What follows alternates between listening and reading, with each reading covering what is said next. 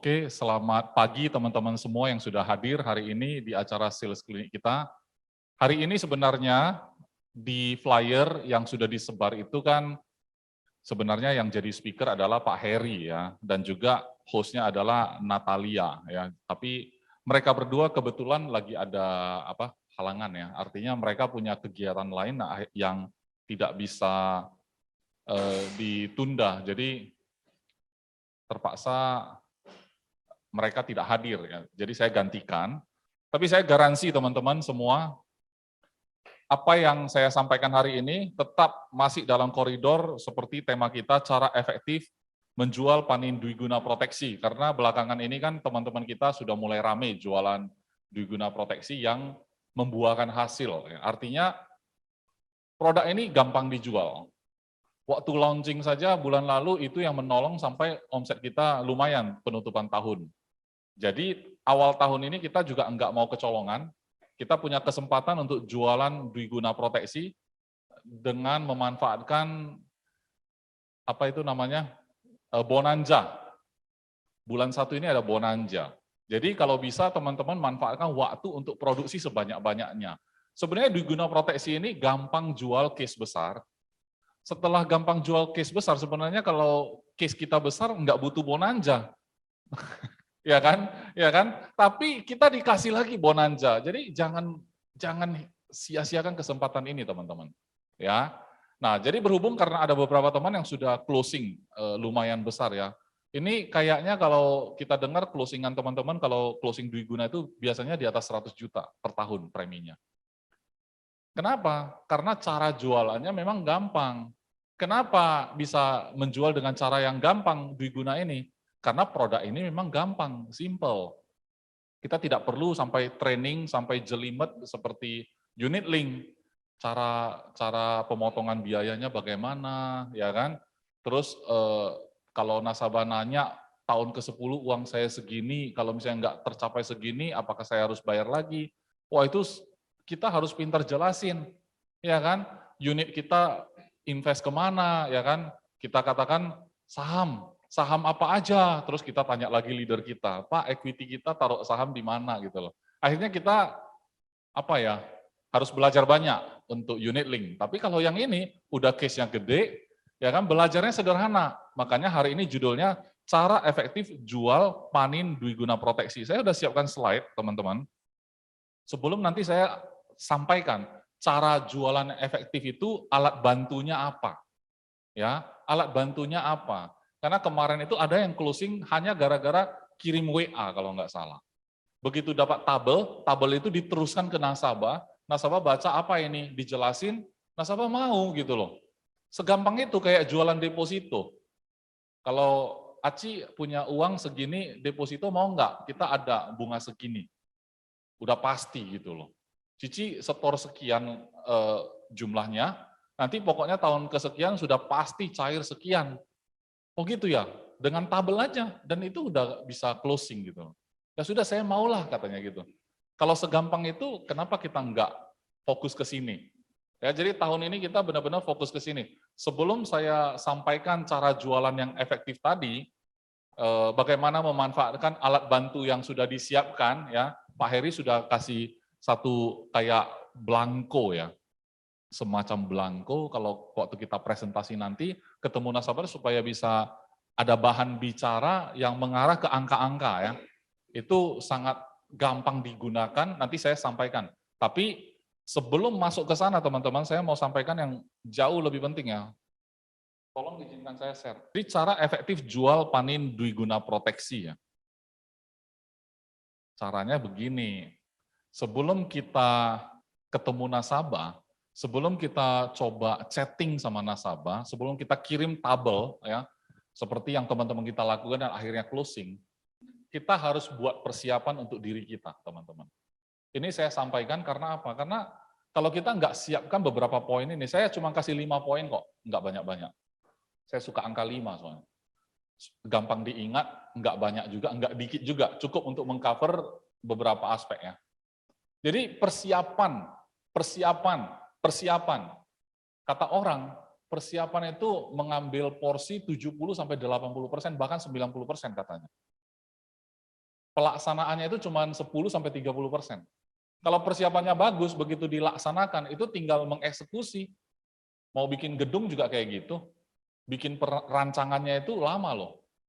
Ya kan, di mana mau letakkan tempat parkir, di mana bagaimana gitu. Hitungannya semua disiapkan.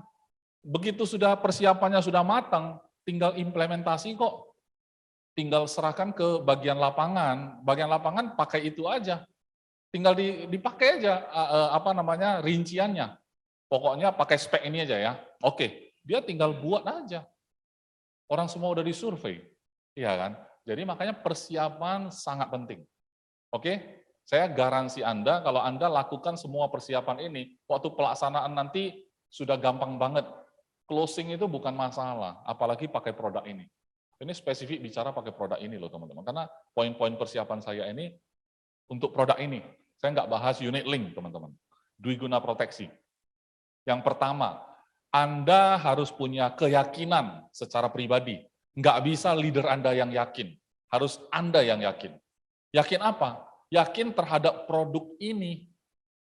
Produk ini produk apa? Ibu Kartini, produk ini produk apa? Dwiguna proteksi. Artinya lebih condong ke tabungan atau asuransi? Tabungan kan? Nah, karena kita tahu bahwa produk ini mengarah ke tabungan, maka kita harus tahu bahwa aku yakin produk ini bisa saya jual. Aku yakin produk ini dibutuhkan. Mengapa? Makanya saya buat di sana, keyakinan pribadi terhadap produk, titik 2. Orang wajib menabung sebenarnya, betul nggak? Tanpa produk ini, orang wajib menabung, betul nggak? Setuju nggak? Iya. Bapak namanya? Felix ya. Menurut Felix, orang wajib nabung nggak? Wajib kan? Nah, cuman kadang-kadang mereka nggak lakukan. Setuju nggak? Iya, nanti kalau ditanya kenapa nggak dilakukan? Penghasilannya aja masih pas-pasan gitu. Nah, itu masalah. Tapi at least kita sebagai agen, kita yakin bahwa di luar sana, orang yang kita jumpai nanti, itu orang wajib menabung loh. Nggak bisa nggak, harus menabung. Kedua, bunga tabungan, kalau kita lakukan di bank, menabung di bank, bunga tabungannya rendah atau tinggi? Rendah. Nah, itu karena masalah. Itu kan masalah. Orang wajib menabung tapi tidak dilakukan. Menabung di bank, tabungan biasa, bunganya sangat rendah, itu kan masalah semua. Ketiga, nabung di sana itu nggak ada disiplinnya. Mengapa? Karena bisa tarik kapan saja. Betul ya? Kalau bisa ditarik kapan saja, di masa depan udah pasti ada uangnya nggak kalau gitu? Belum tentu ada orang ditarik. Takutnya saya ragu ya kalau nabungnya di tempat yang terlalu bebas ya, tidak disiplin gitu kan. Itu malah keseringan ditarik daripada disetor. Setor sekali, tarik 3 kali. Setor 1 kali, tariknya 3 kali. Kapan setornya? Waktu terima gaji. Kapan tariknya? Waktu ada kebutuhan. Dia nariknya pelan-pelan, dikit-dikit, dia merasa dikit ya, karena butuh kan. Nah, akhirnya apa? Katanya nggak ada sisa. Nah, itu yang jadi masalah. Jadi kalau nggak ada disiplin menabung, maka masa depan bahaya. Itu aja. Betul nggak? Kalau betul, kita bisa jual produk ini. Ketiga, keempat, nabung biasa di bank tidak ada perlindungan asuransi. Jadi kalau misalkan dia nabung, udah nyicil, udah kecil, meninggal misalnya kan, uang yang kecil itulah yang cair diserahkan ke ahli waris. Itu pun prosedurnya, dia nggak melihat saldo loh teman-teman. Saldo di bank kecil atau besar, kalau orangnya meninggal, itu yang boleh ngambil itu adalah keluarga. Artinya yang ditunjuk oleh pengadilan bahwa inilah ada penetapan hak waris namanya. Nah, kalau surat dari pengadilan itu sudah ada, barulah bisa dicairkan uang di bank kalau nasabah meninggal. Prosedurnya sama dengan asuransi. Bahkan asuransi tidak butuh surat penetapan itu. Dia cuma perlu membuktikan memang ini ahli waris tertera di sini dan ini data saya. Udah bisa klaim asuransi. Artinya apa? Artinya kita memberi kepastian dalam produk PDP ini, Dwiguna ya. Kepastian dalam hal apa? Jumlah tabungannya, ya kan, jumlah setorannya, apalagi kalau terjadi risiko, angkanya langsung cair. Itu kepastian yang saya maksud. Karena apa? Karena kalau kita bilang nasabah perlu nabung, kan bukan nabung untuk dirinya saja. Dia kan mau memastikan keluarganya aman. Tabungan ini kan bukan untuk dia pakai pribadi.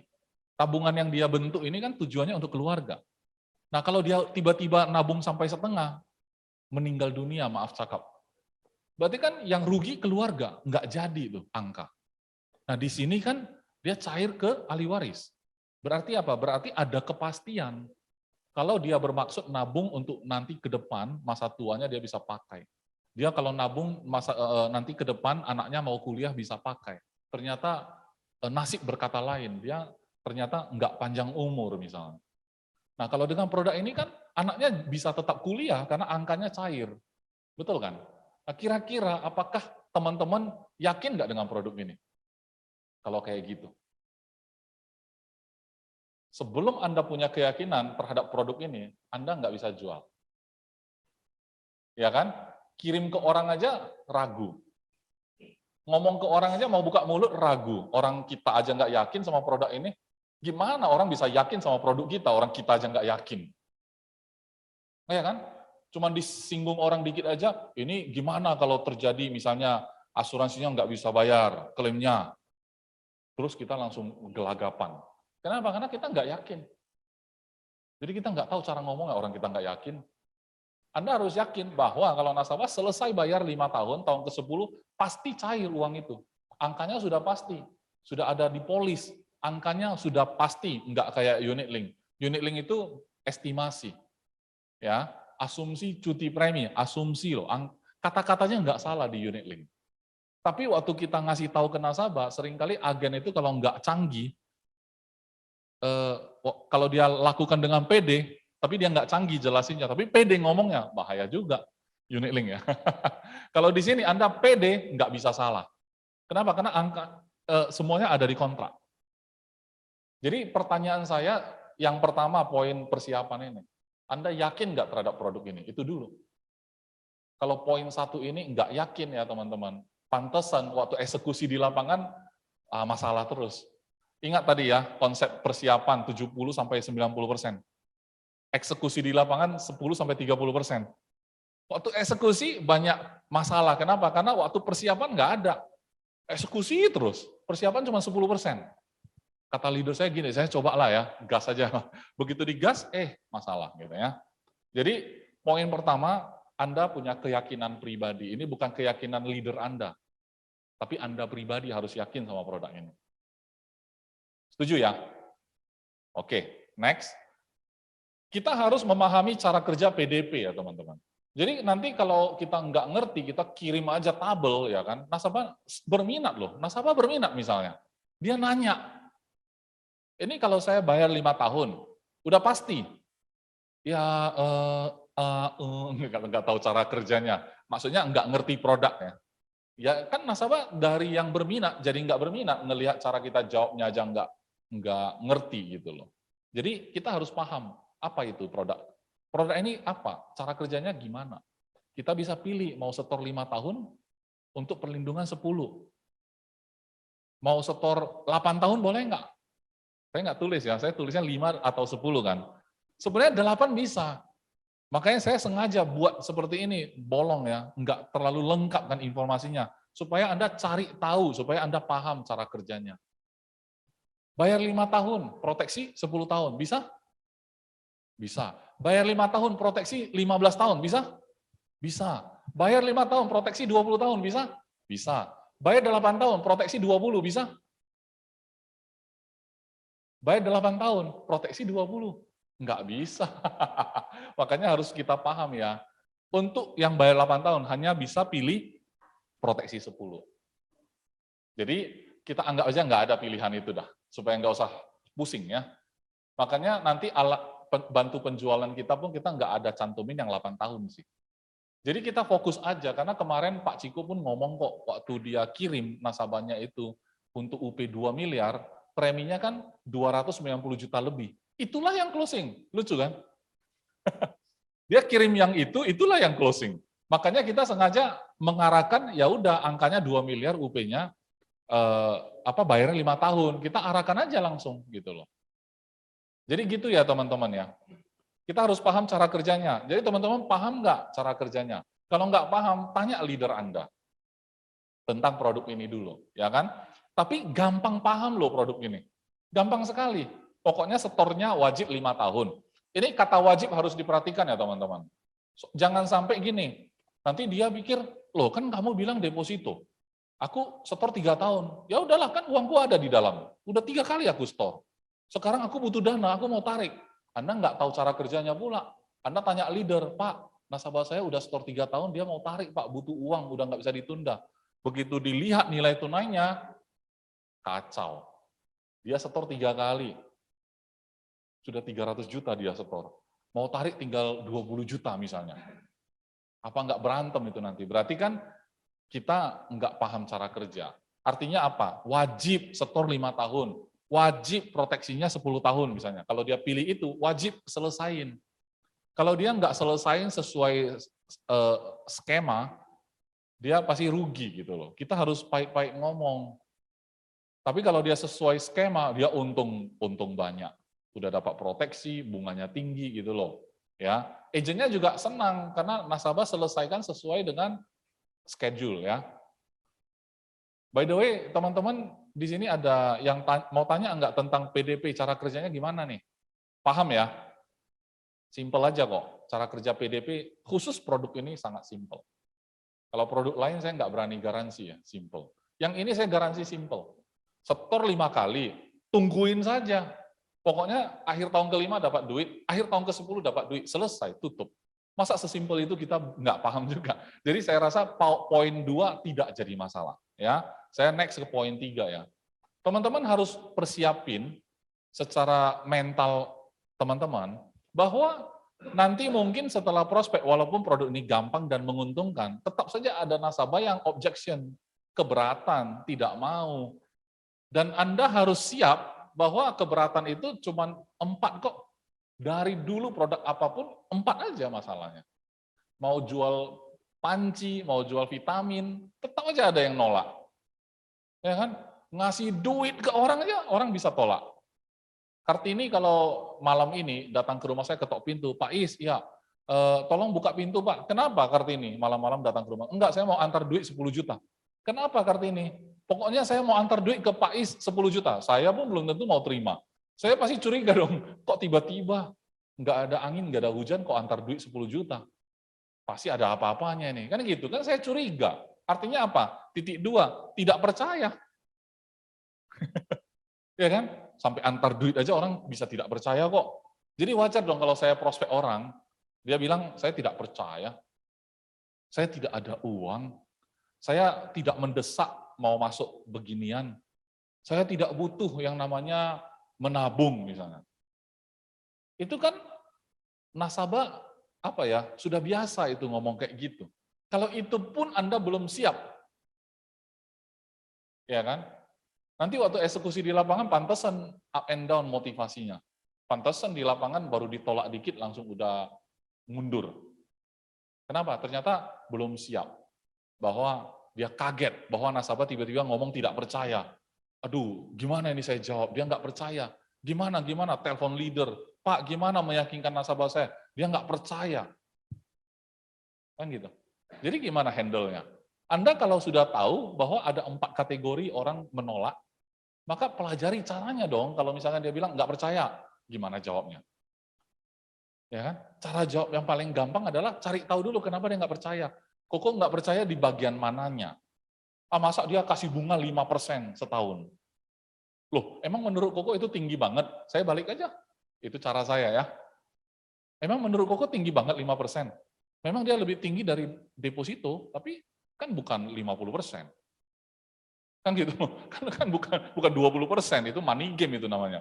Kalau ini kan sudah 5%, ya kan, lebih tinggi memang dari bank, 2 kali lipat memang, tapi kan dia harus ikat kontrak 10 tahun loh.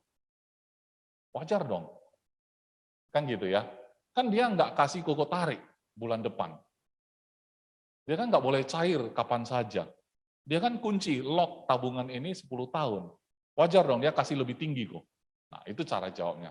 Jadi ini pun belum tentu cocok. Kenapa? Cara jawab ini adalah untuk nasabah yang dia merasa tidak yakin bahwa perusahaan bisa kasih 5%.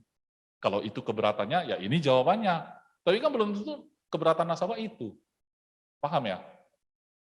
Jadi supaya teman-teman bertumbuh gitu loh. Kalau misalkan orang tidak ada uang, jadi ini udah dipersiapkan. Kalau dia bilang nggak ada uang misalnya, gimana? Kan kita ngajak dia nabung. Kalau dia bilang nggak ada uang, bagaimana 10 tahun lagi nasib dia? Sekarang nggak ada uang. 10 tahun lagi pasti nggak ada uang kalau kayak gitu. Kan kita ajak dia nabung, betul nggak? Dia bilang nggak ada uang. Berarti 10 tahun lagi pasti nggak ada uang. Karena nggak nabung. Kok? Yakin kok? Koko bilang nggak ada uang. Jujur nggak ini kok? Ini benar-benar dari hati nggak kok ngomongnya? Sambil tatap dia dong gitu kan. Kalau saya dia bilang nggak ada uang. Serius kata dia gitu. Kalau gitu bahaya 10 tahun ke depan. Karena apa? Karena kamu nabung pun 10 tahun lagi pasti ada uang. Itu pun belum tentu cukup. Ada pun uangnya belum tentu cukup. Apalagi ini bilang nggak ada uang, disuruh nabung nggak ada uang. Gimana itu? Paham ya? Nangkap ya maksud saya ya. Jadi di sini aja kita tahu bahwa oh nasabah ngomong nggak ada uang, biasa itu, biasa. Saya masih bisa lanjut walaupun dia bilang nggak ada uang. Kenapa? Karena itu adalah objection yang sudah saya prediksi sebelumnya. Itu sudah bagian dari persiapan saya. Kalau di dalam persiapan sudah ada itu, maka teman-teman yang nggak usah kayak gelagapan lagi. Paham ya maksud saya ya? Jadi agen itu kalau persiapannya bagus, pantasan kata orang gini, agen asuransi apa kayak apa namanya? Ada yang bilang muka tembok lah, ada yang bilang ular lah, ada yang bilang pintar ngomong lah, ada yang bilang apalah. Padahal bukan. Orang asuransi yang menurut nasabah pintar ngomong itu karena apa? Sebenarnya dia nggak pintar ngomong, karena dia ikut training satu. Kedua, nasabah ngomongnya itu-itu aja, gimana nggak pintar kita? Nasabah nolaknya cuma itu-itu juga, nggak ada uang lah. Karena saking biasanya dengar nasabah ngomong kayak gitu, agennya sudah ngerti gimana jawabnya. Makanya nasabah bilang, pintar ngomong lu. Gue bilang nggak ada uang, lu pintar jawab. Orang kita udah denger, sudah biasa omongan kayak gitu. Tidak mendesak. Ah, nggak usah buru-buru lah, produk kayak gini kapan aja bisa kok gitu kan. Kita tanya, kok sebelum saya tawarin beginian, Koko udah lakukan nggak nabung rutin? Tanya aja balik. Ya ada sih, lakukannya di mana? Di bank atau di mana? Kadang-kadang, berarti belum. Kalau dia bilang kadang-kadang berarti belum lakukan. Kenapa? Karena di sini kita bahas nabung yang disiplin. Berarti belum. Nah, gitu loh. Kita lihat ya, saya ngomongnya lancar kan. Kenapa? Saya anggap itu teman saya. Saya anggap yang saya prospek itu teman. Perhatikan, setiap orang yang bicara di depan, seolah-olah nggak ada beban. Memang kalau kita ngomong sama teman, nggak ada beban. Orang yang sudah dekat nggak ada beban. Jadi saya asumsikan Anda harus dekatlah sama orangnya dulu. Kan gitu. Jangan sampai persiapan, kok saya ngomong gitu juga, kok dia nggak mau ya. Udah tiru kata-kata Koko, Pak Is, kok nggak bisa juga, saya udah tiru juga, nggak bisa. Ya mungkin karena memang nggak dekat gitu loh. Kalau saya kan cara ngomongnya, saya anggap dia sudah teman. Saya bilang, kalau nggak mendesak, ya kan, nggak usah buru-buru lah, nggak usah sekarang lah, nantilah itu kan gitu kan. Saya tanya, sebelum saya datang tawarin ini, kamu sudah lakukan nggak nabung disiplin?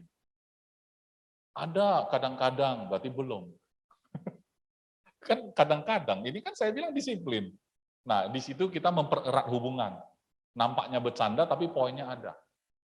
Teman-teman harus latih itu. Harus latih itu. Ya. Dan kemudian dia bilang nggak butuh. Saya rasa untuk Dwi Guna, rasanya sulit orang bilang nggak butuh. Kenapa? Karena kan kita ngajak dia nabung, nggak butuh nabung. Loh, kenapa? Tapi kita tanya, kenapa Koko merasa nggak perlu nabung? Gitu. Lebih bagus uang saya putarkan. Putarkan kemana maksudnya aku? Bisnis lah. Kamu cuma bisa kasih 5%. Saya beli barang, taruh di toko saya putarannya bagus. Lebih dari 5% lah, kata dia gitu kan. Oh bagus lah kok kalau bisa. Justru bagus kalau bisa dapat putaran yang menghasilkan lebih dari 5%. Nah, hasil itulah disisihkan ke tempat yang aman. Semacam ini. Karena kalau namanya bisnis kan diputar. Itu kan sesuatu yang bisa menghasilkan lebih tinggi, tapi ada ketidakpastian. Pasti dia nggak mungkin bilang, pasti, punya saya pasti. Berarti money game itu tokonya. Hanya money game yang bilang pasti, pasti. Ya kan? Orang buka toko mana berani bilang pasti. Tapi betul, dia bilang lebih tinggi. Betul.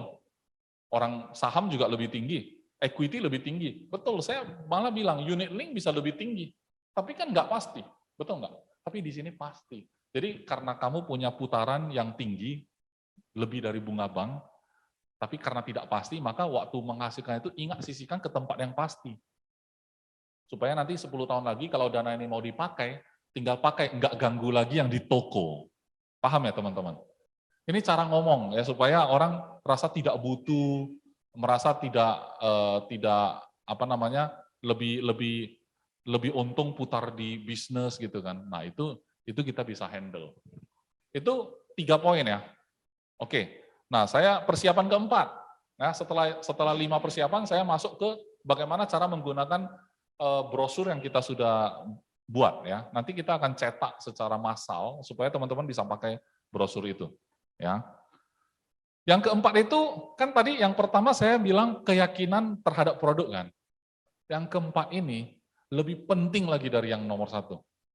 Keyakinan pada diri sendiri. Di sini saya lihat banyak orang gagal menjadi marketing atau apapun lah ya posisi yang terlibat dalam penjualan ya. Jual apapun ya, bukan asuransi aja. Kalau saya bilang yakin pada diri sendiri bukan sebagai agen saja. Dalam hidup kita harus yakin pada diri sendiri, bukan hanya produk dwiguna. Produk apapun kalau kita mau jual harus yakin pada diri sendiri. Mau jual apapun, bukan hanya asuransi. Jadi bidang asuransi ini membangun hidup kita itu yang seutuhnya, bukan hanya Pak Is kan ngomong supaya kita jago jualan. Bukan loh. Yakin pada diri sendiri itu bukan supaya jago jualan, tapi jago dalam segala hal. Bukan hanya jualan. Ya, betul nggak? Jadi orang tua, didik anak aja harus yakin sama diri sendiri. Jadi gini ya, yakin pada diri sendiri, titik 2, di sini saya tulis poinnya, tidak ada nasabah yang akan yakin pada Anda, kalau Anda saja tidak yakin pada diri sendiri. Ya, saya paling suka pakai analogi orang di dalam cermin. Ya itu diri kita sendiri. Coba bangun pagi, lihat cermin. Suka nggak sama orang itu? Kalau nggak suka, gimana nasabah bisa suka? Kita aja yang lihat 24 jam sehari, nggak suka. Gimana nasabah bisa suka sama kita? Gitu loh. Jadi itu kalau nggak ada keyakinan pada diri sendiri, jangankan produk yang tidak bagus, produknya bagus aja pun nasabah nggak mau. Betul nggak? Kita datang bawa produk bagus, tapi dia lihat kita nggak yakin sama diri sendiri, ngomong aja nggak yakin. Dia jadi ragu, sebagus itu nggak produkmu? Ya katanya sih gitu kok, bayangkan. Anda nggak berani yakin sama diri sendiri, ngomongnya belepotan, gimana orang bisa yakin? Ya kan? Jadi yakin pada diri sendiri ini sudah final, nggak bisa diganggu-gugat. Ini nggak bisa ditawar teman-teman. Kalau Anda coba tawar-tawar, nggak apa-apa lah aku lakukan tanpa keyakinan diri gitu kan. Ya itulah sumber masalah.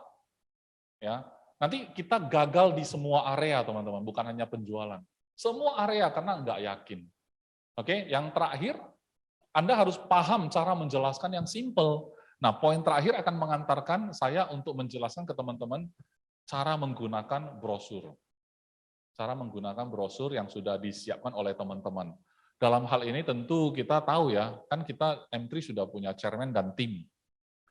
Pak Heri juga sudah punya kreativitas untuk membantu di dalamnya, memberikan satu belangko tadi yang saya jelasin. Jadi Anda harus paham cara pakainya, cara menjelaskannya yang simple aja. Tapi 4 tadi harus ada dulu ya. Yang terakhir ini memahami cara menjelaskan yang simple. Itu disiapkan kian gitu loh. Ingat ya, saya pertegas sekali lagi, persiapan itu mengambil porsi 70-90%. Kalau kita siap, seperti orang bikin perencanaan, bikin gedung. Dipersiapin semuanya, speknya, materialnya semua 70-90%. Sisanya 10-30 pelaksanaan di lapangan. Itu pasti mulus kalau persiapannya bagus. Tapi kalau persiapannya nggak bagus, trial and error terus di lapangan. Jangan-jangan sudah apa namanya itu cor ya, harus dirubuhkan lagi. Salah cor-corannya, karena akibat tidak persiapan. Habis waktu, habis uang, habis tenaga. Betul? Sumber daya kita wasting. Sia-sia. Oke? Jadi saya akan masuk ke cara menjelaskan yang simple, teman-teman. Cara menjelaskan yang simple berarti saya akan butuh apa tuh? Ini bisa dibantu enggak ya? Yang tabel dulu, tabel yang 10 tahun.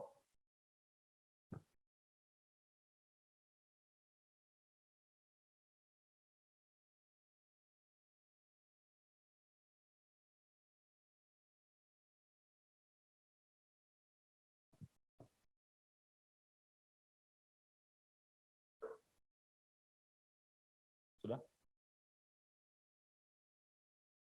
Oke, teman-teman, kita fokus dulu ke yang 10 tahun. Di zoom bagian atasnya aja, supaya... Ini kan judulnya simple ya, teman-teman. Ada yang 10 tahun, ada yang 15 tahun, ada yang 20 tahun, yang bagian kuning itu ya.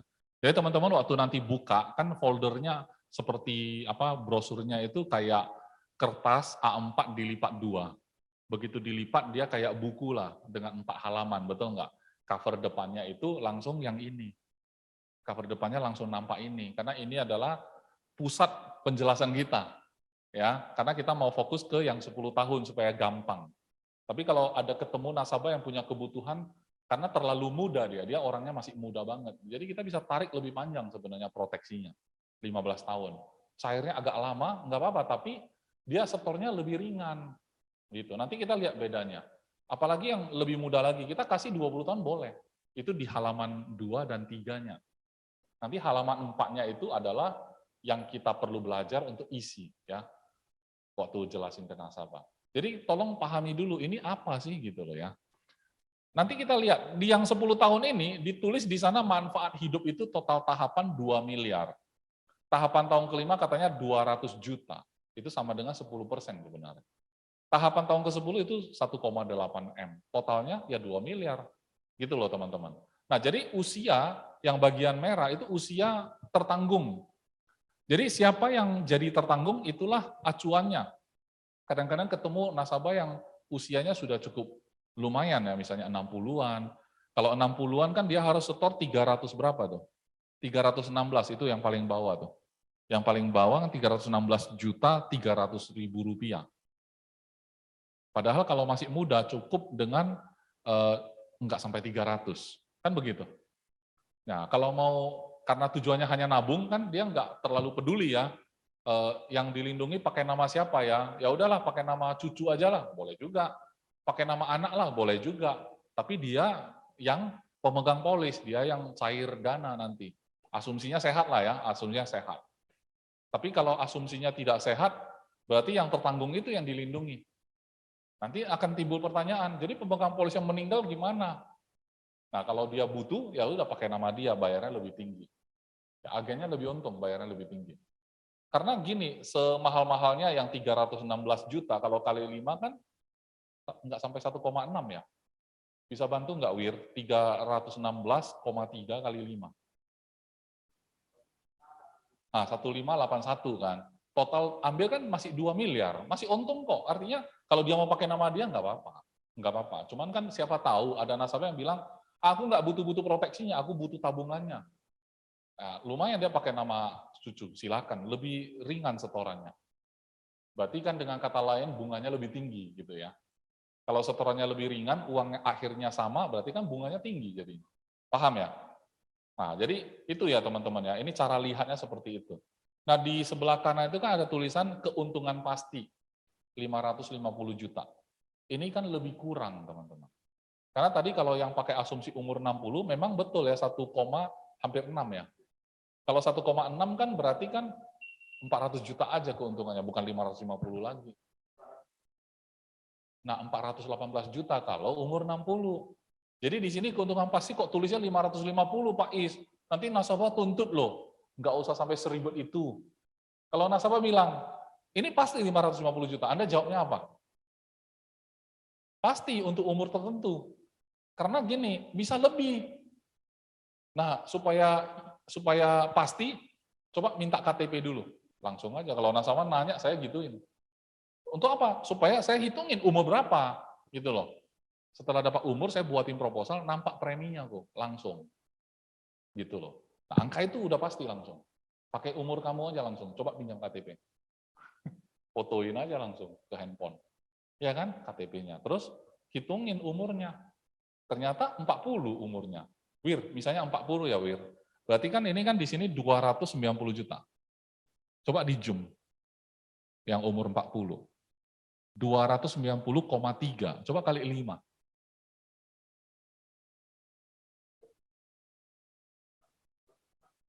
1451. Potong 2 miliar. Berarti dia untungnya berapa? 548. Kan berarti hampir 550. Nah, semakin muda, semakin besar. Mungkin di atas 550 pun bisa keuntungan. Jadi ini boleh dibilang lebih kurang 550, tapi pasti gitu loh. Jadi bookinglah sewaktu muda gitu. Jadi syaratnya apa? Syaratnya sehat. Ini kalau ada duit pun kalau nggak sehat nggak bisa jadi tertanggung. Kalau nggak sehat gimana? Jadi pemegang polis saja. Karena ini kan nabung, ya kan? Pemegang polis boleh. Saya udah kena kanker, boleh. Yang penting ada duit masuk tapi pakai nama anak. Paham ya? Dia boleh menjadi pemegang polis. Oke? Karena ini memang tujuannya untuk nabung aja kok. Oke? Balikin ke tampilan besar, tampilan semua. Jadi teman-teman, coba kita pahami ya, manfaatnya kan itu cair di tahun kelima, akhir tahun kelima, 200 juta cair tuh. Setelah cair, besok-besoknya meninggal. UP-nya kan 2 miliar, cairnya berapa? Tetap 2 miliar. Padahal nasabah sudah sempat ambil 200 juta. Berarti total terima dari Panin adalah 2,2 miliar jadinya. Kalau bagi yang sudah pernah ambil tahapan. Kalau nggak sempat ambil tahapan gimana? Ya sudah, UP aja, 2 miliar aja. Tapi tetap aja untung, karena 5 tahun itu kan berarti dia belum bayar full. Ya mungkin bayar 3 kali, meninggal. Berarti kan nggak sempat bayar sampai 1,4 M. Mungkin 3 kali bayar, mungkin sudah capailah mungkin 700 juta. Tapi meninggal, ya udah 2 M tetap. Kalau di bank ya nggak mungkin kayak gitu, kalau kita setor 700 juta ya 700 juta yang cair. Ingat, cara mencairkan dana orang yang sudah meninggal nasabah di bank. Itu minimal sama dengan proses klaim asuransi. Saya bilang minimal sama, minimal. Tapi kebanyakan lebih gampang asuransi. Saya ngomong gitu bukan karena saya orang asuransi, karena memang pengalaman mengatakan begitu. Ya, karena dia nggak butuh surat penetapan hak waris dari pengadilan, nggak butuh. Kecuali di asuransinya itu ahli warisnya itu yang ditunjuk di dalam itu surat-suratnya kurang jelas atau anak di bawah umur. Penetapan walinya itu butuh dari pengadilan. Nah, kalau di asuransi butuh sampai penetapan wali, sama berarti uang di bank juga sama, pasti sama juga permintaan. Pasti butuh itu juga, baru bisa cair gitu ya. Oke, nah itu kan halaman pertama. Jadi ini sebenarnya pada dasarnya halaman pertama itu bukan untuk presentasi, tapi untuk gambaran pegangan kita, tabel premi sebenarnya. Jadi halaman pertama itu tabel premi. Kita lihat halaman kedua, yang 15 tahun. Nah ini sama kayak yang tadi, tapi yang bagian kuning kan tulisannya 15 tahun tuh. Kalau dia pakai manfaat hidupnya atau UP-nya itu 2 miliar, sama kayak tadi, maka tahapannya itu tetap 5 tahun sekali. Berarti tahun kelima cair 200 juta, sama ya. Tahun ke-10 cair 40%. 20%, sorry. Berarti 400 juta. Nah, tahun ke-15 total sisanya. Berarti 10 tambah 20 berarti udah 30%. Sisanya 70% dia cair lagi. 1,4. Cair tutup polis. Seperti tadi juga. Cuman tahapannya 2 kali berarti. Sama yang terakhir 3. Kalau yang tadi 10 tahun, tahapannya sekali, yang penutupannya sekali. Gitu ya. Nah, di sini bagaimana? Kalau teman-teman masih ingat umur 40 tadi, kan 290 juta tadi itu, yang 10 tahun. Kalau yang 15 tahun, jadinya 249. Berarti sekitar 50 jutaan selisih premi. Tapi ya 5 tahun juga ini kan. Berapa selisih preminya? 41 juta kan? Umur yang sama. Nah, gimana kita menentukan mau tawarin yang 15 atau 10? Kan gitu. Nanti saya akan jawab pertanyaan itu, bagaimana saya harus menentukan, saya mau tawarin 10 tahun, 15 tahun, atau 20. Anda harus pakai intuisi sebagai agent. Anda lagi ketemu orang yang masih muda, penghasilannya besar atau bagaimana, kan gitu. Anda harus pakai intuisi, apakah saya, karena dia masih muda, kalau saya lihat kalau dia masih muda, umur 20, mungkin saya bisa langsung ngomong yang 20 tahun. Yang penting dalam pembahasan saya sama dia, sepakat aja. Sepakat aja. Ya kan? Nah ini, keuntungannya tentu lebih besar, turunin ke bawah, keuntungannya 750 juta, tadi 550 yang 10 tahun. Kenapa? Karena jangka waktu untuk uang itu berkembang kan lebih panjang. Ya. Dan ingat ya, ini tadi kan tahapannya kalau sempat cair 2 kali, terus nasabah meninggal pula, UP tetap 2M loh ya. Walaupun udah cair sekali 200 juta, cair 2 kali 400 juta, meninggal besoknya. Itu akan cair lagi UP 2 miliar. Oke? Nah, halaman ketiga. Halaman ketiga itu sama, tapi masanya 20 tahun.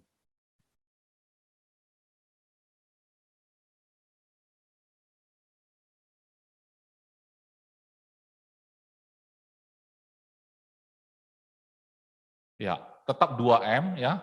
Nah, teman-teman kalau perhatikan di sini, tabel preminya itu enggak sampai ke bawah lagi. Itu maksimum sampai 50 aja. Berarti umur 60 enggak bisa lagi ambil proteksi 20 tahun, teman-teman. Jadi orang yang bisa ambil proteksi 20 tahun, maksimalnya umur 50, teman-teman. Kenapa?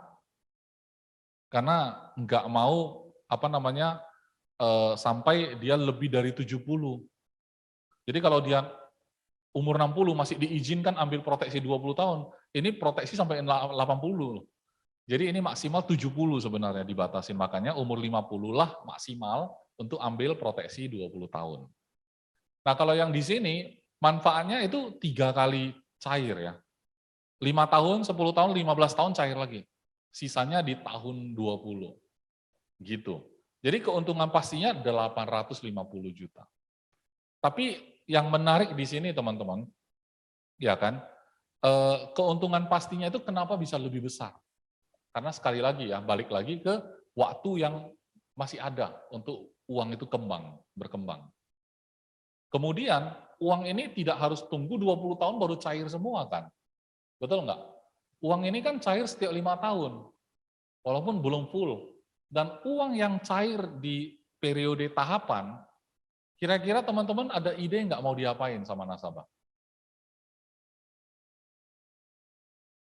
Ya terserah nasabah mau diapain, betul nggak? Tapi kalau misalnya nasabahnya pengen cair ya, misalnya cair yang 200 juta, 400 juta, 400 juta, waktu cair, dia depositoin lagi, berarti nanti tahun ke-20 total, hasil depositonya dicairkan sekaligus sama yang sisa di sini, uangnya lebih dari 2 miliar dong, betul nggak?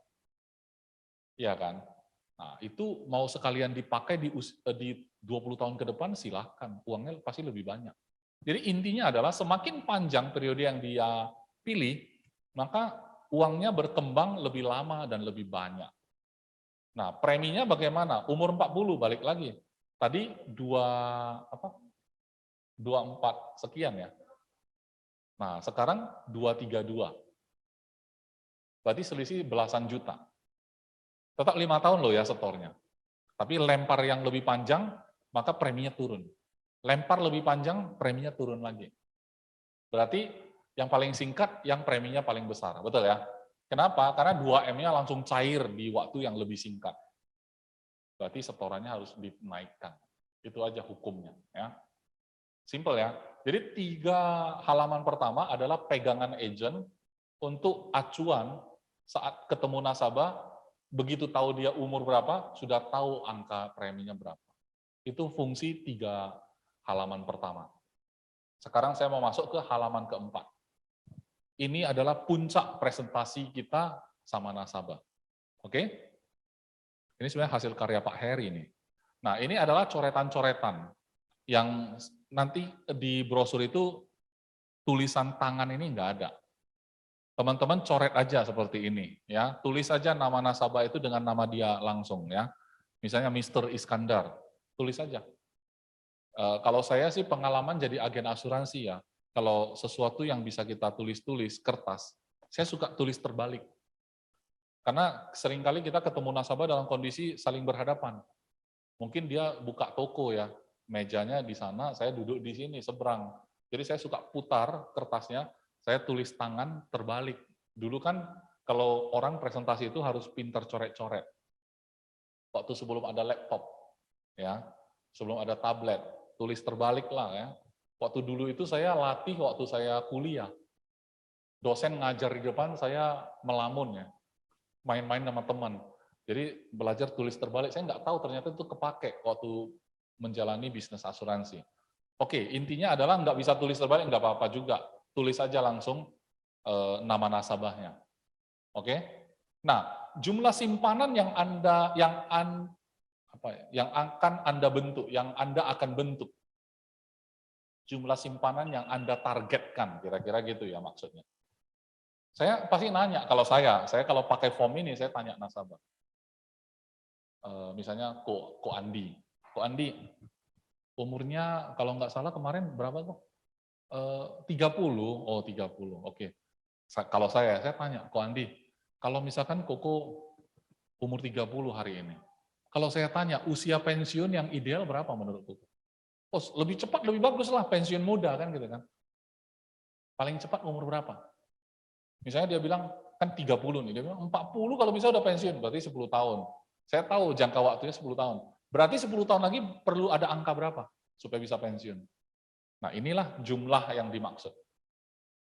Cuman cara saya nanya kan, kenapa saya dapat 10 tahun? Karena saya nanya tadi. Kadang-kadang ketemu 20 tahun. Karena dia masih muda, 30 tahun misalnya, saya tanya, Ko Andi, menurut Anda usia pensiun yang ideal berapa? 50 udah termasuk muda sih, berarti 20 tahun lagi. 20 tahun lagi, angka berapa yang harus terbentuk baru bisa pensiun? Kita tanya. Pasti dia ngomongnya itu bukan 2 miliar, 200 miliar gitu loh. Percaya nggak? Kalau kita nanya orang, menurut Anda pas kita pensiun, kan butuh dana untuk kita pakai selama pensiun kan, waktu tua. Waktu itu kita nggak produktif lagi.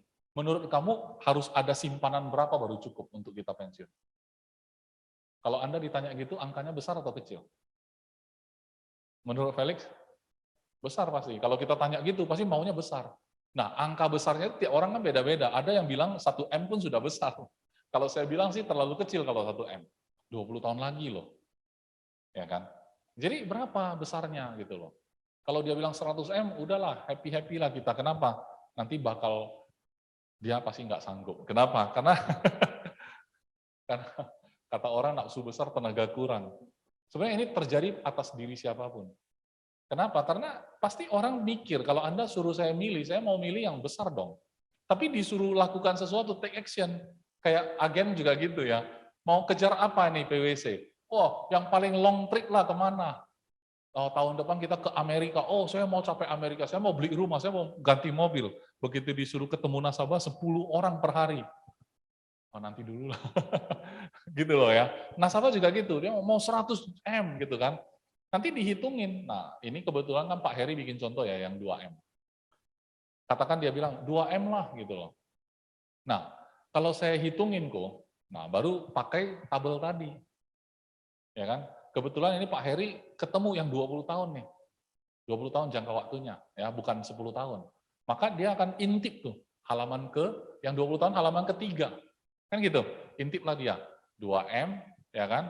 Karena tabel tadi pakai 2M kebetulan.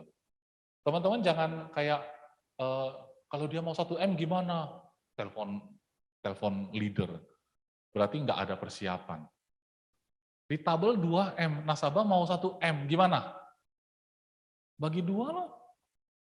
Sesimpel itu. Kalau nasabah cuma mau 100 juta gimana? Ada nggak orang yang mungkin dia bilang 10 tahun lagi saya butuh 100 juta. Bisa aja ketemu orang kayak gitu. Kenapa? Karena dia baru mulai kerja. Bisa aja kan? Mungkin dia baru merintis karir. Mungkin dia kuliah sambil kerja. Pendapatannya hybrid. Dari orang tua separuh, dari kerja separuh. Kan gitu. 10 tahun lagi punya uang 100 juta aja rasanya sudah cukup gitu loh. Kalau kayak gitu gimana? Tabel kita 2 miliar. Dia cuma mau 100 juta. Bagi berapa Kartini? Tabel kita 2 miliar. Dia cuma butuh 100 juta. Bagi berapa? Bagi 20. Berarti preminya bagi 20 juga ya. Itu fungsi dari tabel. Jadi teman-teman jangan melemparkan pertanyaan yang nggak penting lagi gitu loh. Itu namanya nggak ada persiapan. Gitu ya. Nanti teman-teman nggak berani nanya pula kalau setiap kali saya sharing ya. Killer ini, gurunya killer gitu. Premi 5 tahun ya, karena kita fokus ke 5 tahun, langsung tulis dari tabel kan. Oh, umur dia kan, ini umurnya berapa ya, Randy?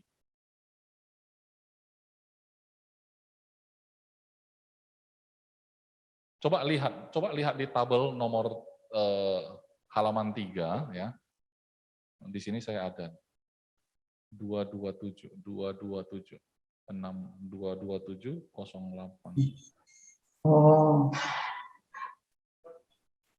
Umur 30 ya? Oke, persis. Ibu yang Vivi ya. Ibu yang Vivi ya. Umur 30 ya. Preminya memang ini 227. Ini simbol lah, ikan mau kayak Berarti gini, kita ngomong ke nasabah. Oh, cái biểu thì chị thấy có nhiều người sao mà target cái thì phải đây kan? 20 tahun lagi. Anda cukup sisihkan Thì dana đây là 227 ôi thôi juta. Kali 5, total 5 tahun itu cuma 1,1 miliar aja. 1,135 miliar. Kita bisa dapat 2 miliar. Modal kita berapa? 1,135. Bisa dapat 2 miliar. Berarti lebih dari 850 juta profitnya. Returnnya lebih dari itu. Itu pun Koko tidak perlu tunggu 20 tahun. Jadi cara ngomongnya itu lebih senang dengarnya. Itu pun Anda tidak perlu tunggu 20 tahun baru cair 2 miliarnya. Kenapa? Karena tahun kelima udah cair dulu 200 jutanya. Tahun ke-10 cair lagi 400. Sambil ngomong sambil tulis. Sambil ngomong sambil tulis. Bisa nggak teman-teman? Ini harus latih. Latihan menulis ini itu bagian dari persiapan yang saya jelaskan panjang lebar tadi. Oke? Yang awal tadi, yang slide. Satu slide itu ya. Tahun ke-15 cair lagi 400 juta. Tahun ke-20 baru cair sisanya 1 miliar. Total terimanya 2 miliar. Luar biasanya lagi, ya kan? Profit kan 864 juta nih. Langsung tulis profitnya. Kenapa Pak Heri munculin kotak profit? Ini yang menyenangkan nasabah. Betul nggak? Dan ini sifatnya pasti. Kita bisa, kalau saya bisa tambah embel-embel, pasti. 864 juta 600 ribu rupiah, sampingnya saya tulis pasti, tanda seru 3, gitu loh. Ya kan? Pasti gitu. Karena memang pasti gitu. Karena habis ini kita bikin proposal. Habis kita pakai ini, kita bikin proposal. Pakai GoPasport. Kalau dia bilang, oke kok bisa pinjam KTP, saya isi sesuai data aja langsung, dia isi. Jadi Koko cocok nggak dengan 2 miliar? Cocok, berarti closing. Langsung aja lanjut sama GoPasport. Cuman ini pengantar. Jadi lembaran satu ini mengantarkan kita bikin proposal sebenarnya. Tapi tanpa kita masuk ke GoPasport, kita bisa tahu premi langsung. Kalau unit link nggak mungkin kan? Betul nggak? Kalau unit link nggak bisa kayak gitu. Ini ringtone anak saya. Ringtone-nya beda. Oke. Nah, proteksi, kenapa dia tulis lagi proteksi 2 miliar? Terus jangkanya kenapa dilingkarin 20? Supaya nasabah punya gambar, pokoknya dalam 20 tahun ini, nasabah meninggal, 2 miliar sudah pasti cair, walaupun tahapan-tahapannya sudah diambil. Gitu loh. Proteksi 2 miliar, pasti tanda seru 3 gitu ya. Oke, nah jadi ini adalah satu lembar yang nasabah itu mungkin kita bisa bikin nasabah itu nggak bisa tidur kalau dia nggak langsung closing pun. Karena lembaran ini bisa ditinggal. Jadi satu flyer itu yang sudah kita siapin, ya ini khusus untuk kantor kita ya. Jadi agen-agen yang berada di bawah naungan GA Mitra Makmur Mandiri, boleh request sama Friendly. Minta aja brosur, kok boleh nggak kirimin saya 10 lembar? Boleh nggak nanti siapin 10 lembar saya datang ambil? Gitu ya. Karena nanti kita cetak, yang sekarang ada itu pakai printer, nggak apa-apa, apa yang ada pakai dulu. Kalau saya malah pakainya yang PDF aja, karena saya punya tablet, saya coret-coret di tablet aja. Terus saya bisa save, kirim ke WA-nya nasabah. Bisa juga, itu digital ya. Jadi flyernya bisa digital juga, bisa juga yang kertas ya. Pertanyaannya, apakah segampang itu Pak Is?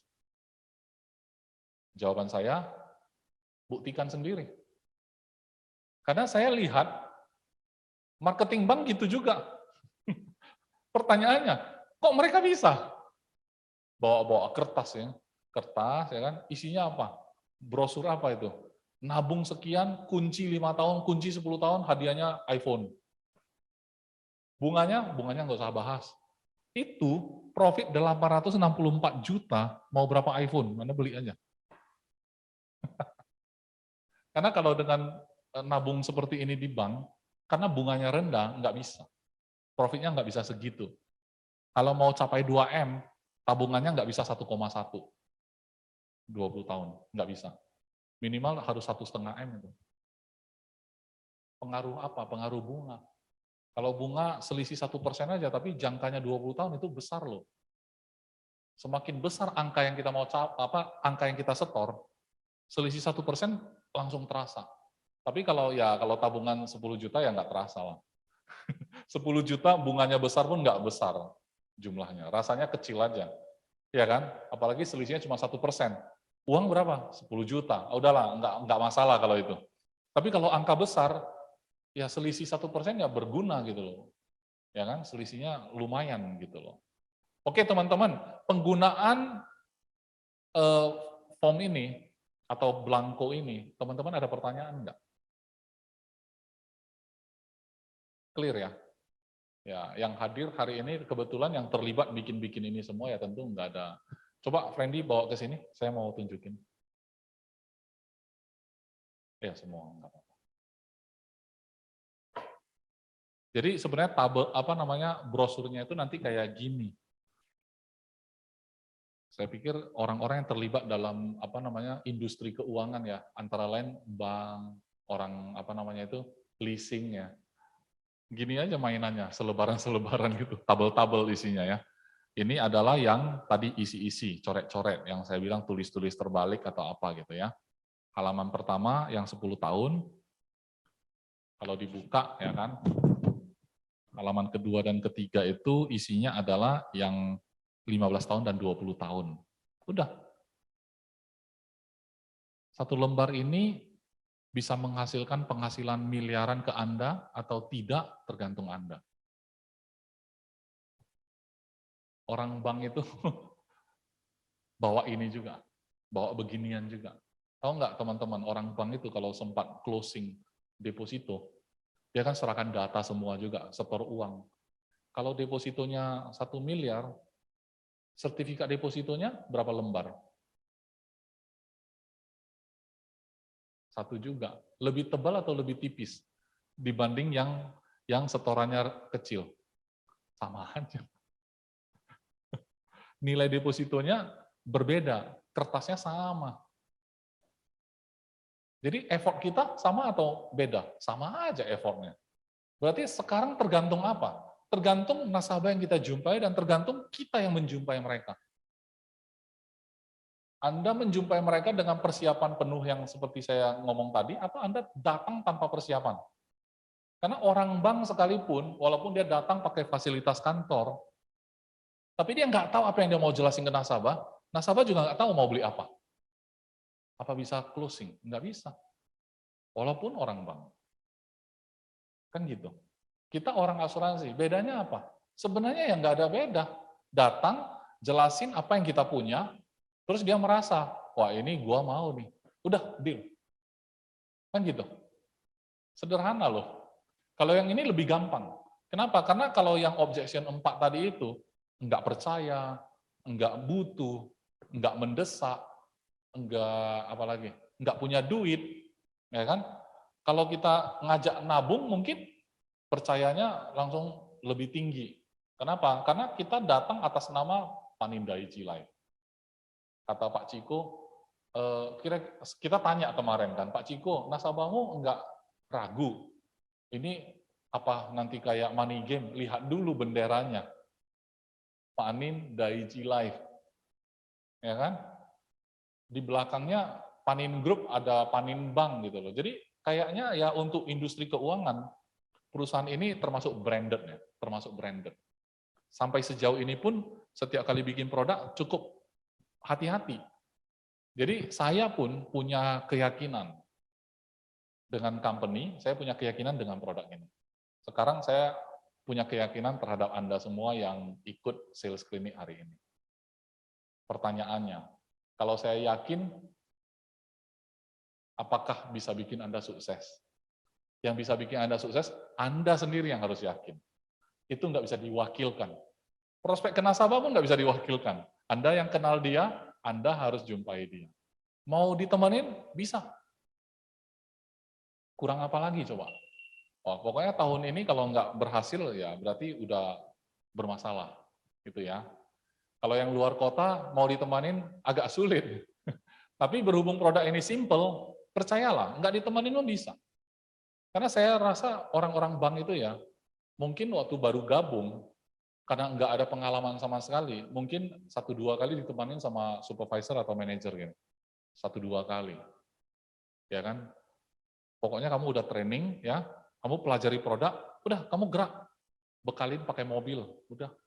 Masalahnya bisa closing atau enggak ya sudah tergantung si marketing ini. Dan ternyata yang PD berhasil. Banyak enggak yang gagal? Banyak juga. Jangan dikira orang bank itu begitu gabung ya kan, kebanyakan berhasil. Enggak. Itu ada turnover juga. Artinya ada juga orang jadi marketing bank terus mundur. Memang ada gaji, tapi nggak ada target.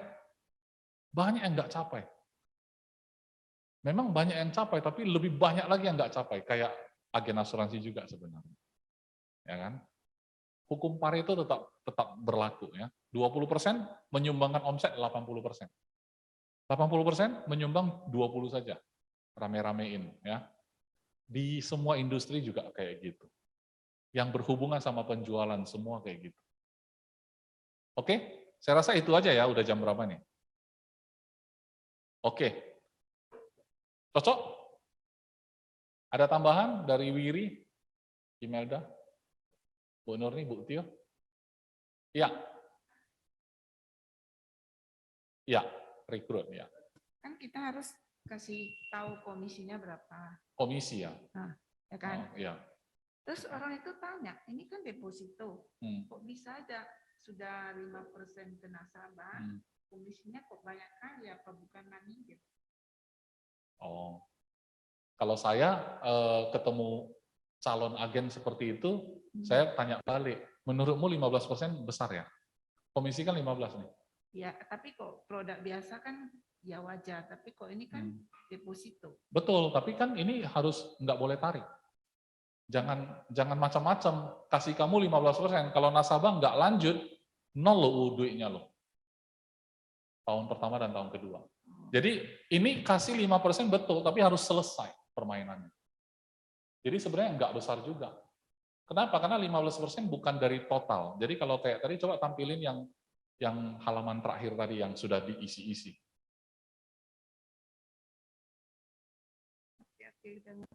Ya, kira-kira ya, saya mau kasih tahu teman-teman ya. Premi per tahun 227 juta. Kali 15% berapa tuh penghasilannya?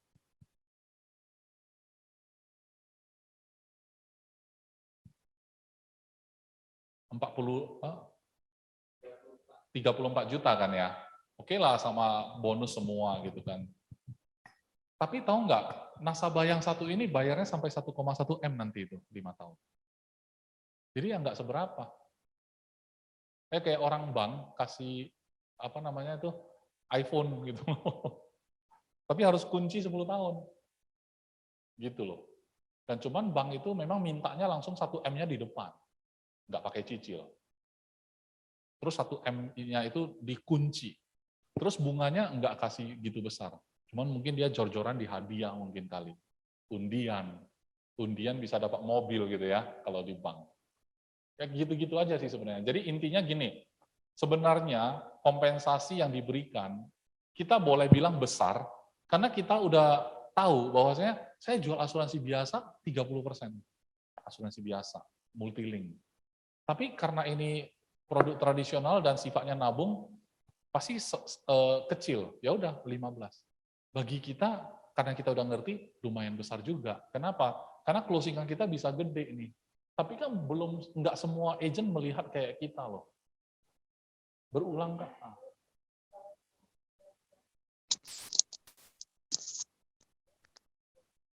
2,9 kan? Dan itu pun nasabah harus selesai 10 tahun. Betul, ya. Kecil sih sebenarnya, jujur aja teman-teman. Tapi besar lumayan buat kita. Karena konsepnya cicil. Gitu. Ada lagi? Kalau nggak ada lagi, saya ucapkan terima kasih ya teman-teman.